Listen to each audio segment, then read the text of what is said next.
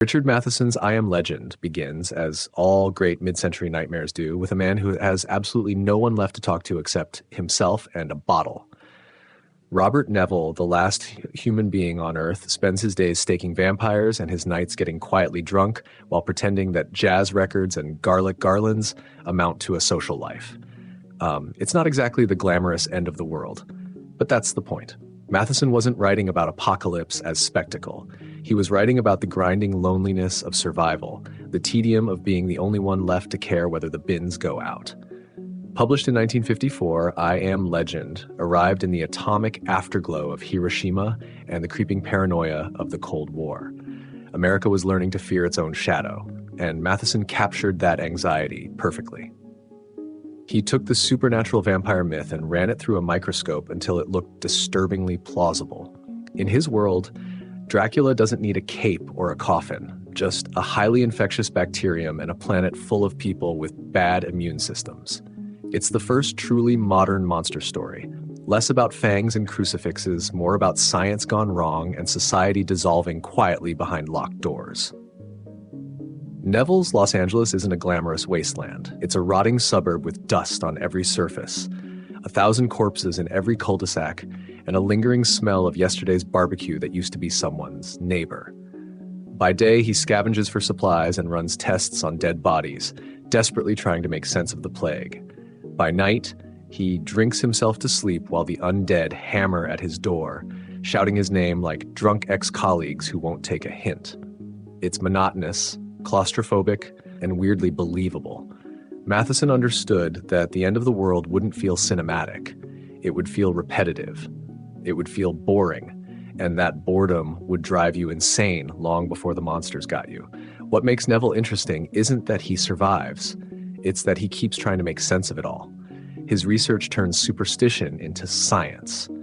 Garlic works because it's a natural antibiotic. Mirrors repel vampires because they can't bear to see what they've become. The cross only works on believers because fear, like infection, needs faith to spread. Matheson dismantles the supernatural and rebuilds it with logic, turning gothic horror into something that looks suspiciously like epidemiology. He invented the modern plague narrative long before anyone started calling them zombie movies. George Romero read I Am Legend and thought, what if the vampires didn't talk? And thus, Night of the Living Dead was born. But behind the clever science lurks something bleaker. Neville isn't a hero, he's a relic. The more he hunts the infected, the clearer it becomes that he's exterminating what's left of humanity's future.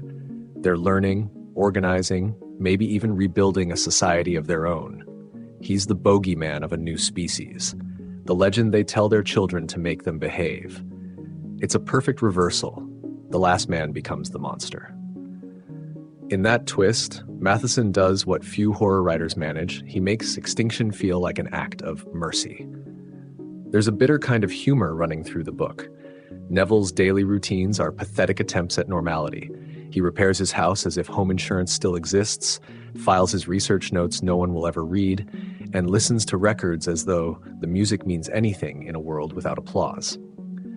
When he finds a stray dog, it's the most devastating love story in science fiction, a moment of fragile hope destroyed by the inevitable. You can feel Matheson smiling sadly behind the typewriter, whispering, "Of course it dies. Everything does." Matheson's prose is sharp, economical, and utterly devoid of sentimentality. He writes like a man sawing through bone, clean, steady, merciless. There's no padding, no moral sermon, just the slow corrosion of a man who can't stop asking why. In a century obsessed with progress, I Am Legend is the hangover. It tells us that survival isn't victory, it's just a longer form of despair. Over the years, Hollywood has tried repeatedly to make Matheson's bleak little masterpiece more palatable. The Last Man on Earth gave us Vincent Price brooding in black and white. The Omega Man turned it into a Technicolor parable about race and guns. I Am Legend, the Will Smith version, handed out CGI monsters and a Labrador for emotional stability. Each adaptation softened the blow, mistaking the story for a monster movie when it's really a confession. Neville isn't fighting to save the world. He's trying to justify why he's still killing it. The brilliance of I Am Legend lies in how small it feels. There are no grand battles, no sweeping panoramas, no sudden redemption, just a man, a microscope, and the steady realization that he's obsolete. Matheson's vampires aren't the enemy, they're evolution, the new normal. Neville's extinction isn't a tragedy, it's progress viewed from the wrong side of the microscope. That's why the final line lands like a gravestone, quiet, inevitable, and strangely noble. Looking back, it's remarkable how much of modern horror and science fiction owes to this slim, relentless novel.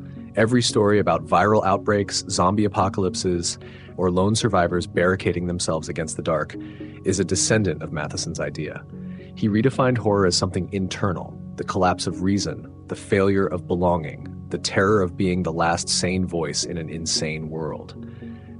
In a sense, I Am Legend isn't about vampires at all. It's about us, and how thin the line really is between human and monster when society stops clapping for the rules.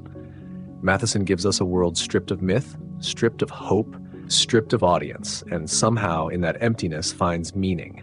Not the uplifting kind, but the kind that smirks back at you and says, "You'll get there too."